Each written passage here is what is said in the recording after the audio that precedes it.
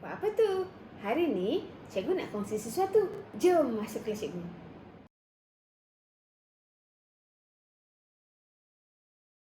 Alright, so kita hari ni kita pergi kepada syair pohon buluh. Okey. Syair pohon buluh ni merupakan syair tradisional. Dia ada dua tau, puisi tradisional dengan puisi moden. So syair pohon buluh ni dia puisi tradisional. Puisi tradisional ni susah sikit nak faham. Tapi tak apa, saya akan berikan semuanya pada awak. Awak tulis je lah maksud dekat sini nanti. So, ini diceritalah menara tinggi tu bukan menara tu tinggi. Tetapi jawatan yang tinggi, jawatan yang tinggi itu, kedudukan yang tinggi itu perlulah dijaga dengan baiklah. Okey, sebenarnya dicerita pasal pohon buluh. Okey, ni pohon buluh. Siapa tak pernah nampak pohon buluh? Pohon buluh tu lebih kurang macam ni lah. Buluh dia ada ruas. Okey, so ini kita panggil dia tingkat. Yang ini, dia punya ni kita panggil dia sekat. Dia punya sekat. Okey, kita tulis maksud maksud rangkap satu. Okey. Ni awak just salin je. Ni cerita pasal hidup bermuafakat. Menara tinggi banyak bertingkat, di sana tiada bilik bersekat. Yang ini maksudnya ialah seperti pohon buluh tinggi, beruas-ruas. Begitulah masyarakat perlu muafakat, mengira kedudukan dan pangkat. Okey, ni sebab dia kata ni, segenap pangkat. Mata-mata menjaga segenap pangkat tu maksudnya kalau kita nak berkawan dengan orang, kita nak hidup bermasyarakat dalam keadaan harmoni, kita tak boleh pilih kasih. Kita tak boleh bergaul dengan orang ikut pangkat. Tak boleh bergaul dengan orang, oh dia ada smiggle, aku nak kawan dengan orang yang ada smiggle je. Dia pakai typo, aku nak pakai typo je. Tak boleh. Materialistik. Yes, awak kena bergaul dengan semua orang. Tak kisahlah dia pakai smiggle ke, pakai typo ke, pakai pensel 2B ke, kawan je semua. Yang ni pula perpaduan dan hubungannya. Akrab, seperti saudara. Sebab ni dia ada cakap ni, banyak ada ia bersaudara. Selalu dipandang dilihat adanya, tinggi rendah, dijerat pangkatnya, besar kecil ikat binaannya, terlalu kuat pula asasnya. Perpaduan yang kukuh tanpa mengira. Ikat licinnya di luar dalam, gelapnya di dalam seperti malam. Air tak tiris seperti kolam, ikat tingkatnya tak nampak alam. Okey.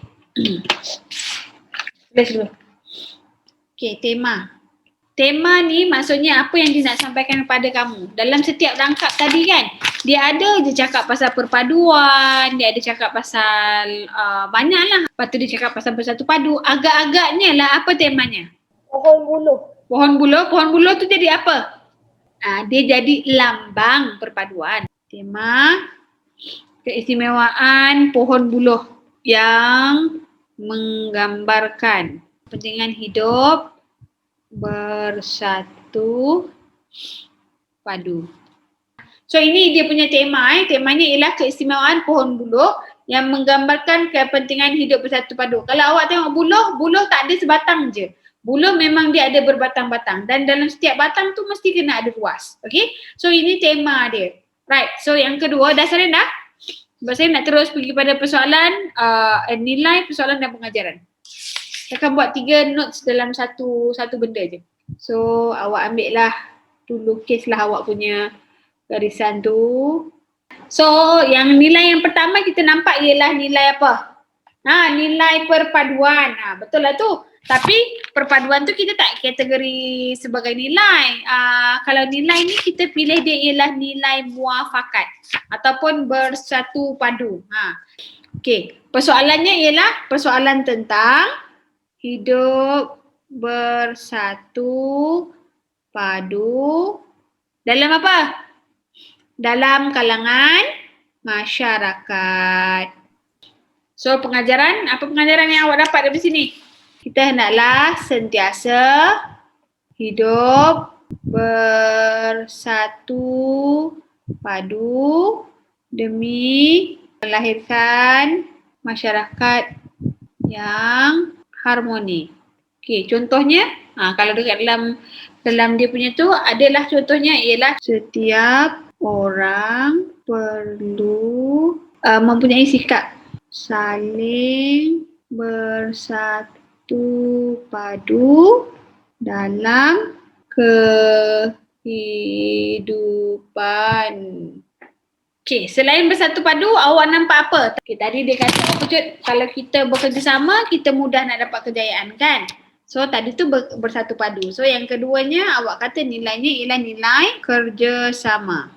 Persoalannya akan jadi persoalan tentang keperluan untuk mengamalkan sikap bekerjasama antara masyarakat. So pengajarannya kita perlulah mengamalkan demi mencapai kejayaan. Sebagai contoh, tiap anggota masyarakat perlu bekerjasama dalam semua perkara agar beban yang berat dapat diringankan. Cikgu bagi simple-simple je lah. Nilai seterusnya ialah nilai toleransi. Ini toleransi tadi kan awak tengok tu dapat mengelakkan pergaduhan, dapat mengelakkan apa yang dekat. Maksud yang keempat tadi tu. Dapat tak? Siapa dapat persoalan untuk bertoleransi? Persoalan tentang sikap toleransi dalam masyarakat. Yes. Persoalan tentang sikap toleransi dalam kehidupan bermasyarakat pun boleh juga. Okey, pengajaran kita hendaklah, kita haruslah, kita perlulah, kita mestilah, kita sewajarnya. Apa dia? Kita perlulah bertoleransi di antara masyarakat supaya masyarakat kita aman dan harmoni sentiasa. Sentiasa aman dan harmoni. Sentiasa tu letak kat depan sebab sentiasa tu ialah kata bantu. Letak kat depan. Okey, boleh. And then awak pun juga boleh buat, kita hendaklah bertoleransi antara masyarakat berbilang kaum untuk mengelakkan pergaduhan. Kalau dia punya contoh, setiap anggota masyarakat perlu bertoleransi dalam kehidupan seharian supaya tiada perselisihan faham. Pun boleh juga awak boleh buat macam tu, okey? Alright, so sekarang ni kita nak pergi kepada yang sedikit teknikal, iaitu daripada segi bentuk, lepas tu gaya bahasa, unsur bunyi. Benda ni sikit je sebenarnya. Saya tak nak bagi awak banyak-banyak, saya nak bagi awak yang simple-simple supaya awak boleh buat. Okey, bentuk tu maksudnya ialah dia menunjukkan kepada bentuk ni macam mana. Yang paling senang sekali, bentuk awak tengok. Puisi ni awak tengok belakang dia. Tengok belakang dia semua huruf sama, nampak tak? Kalau semua huruf sama, maksudnya ialah dia jenis berbentuk terikat, bukan bebas. Okey, nombor 1. Puisi ini berbentuk, belakang dia sama, semua sama. So, kita panggil terikat.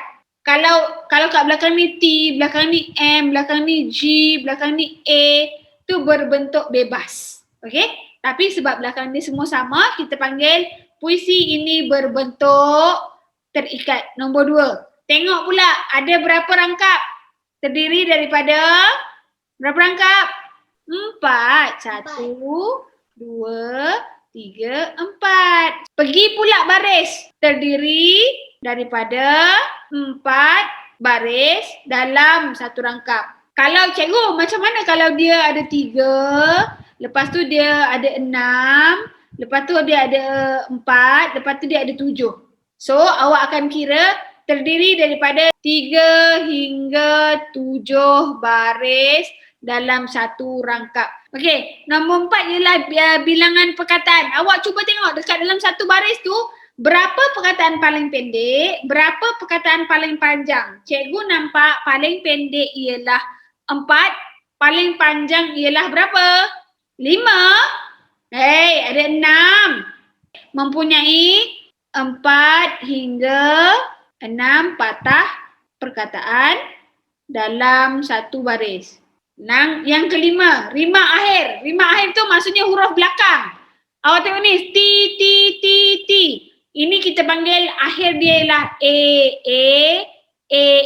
Cikgu, kalau dia T, A, A. Itu kita panggil A, B, A, B. Okay. Cikgu, kalau saya nak tanya kalau A, B tu macam pantun kan?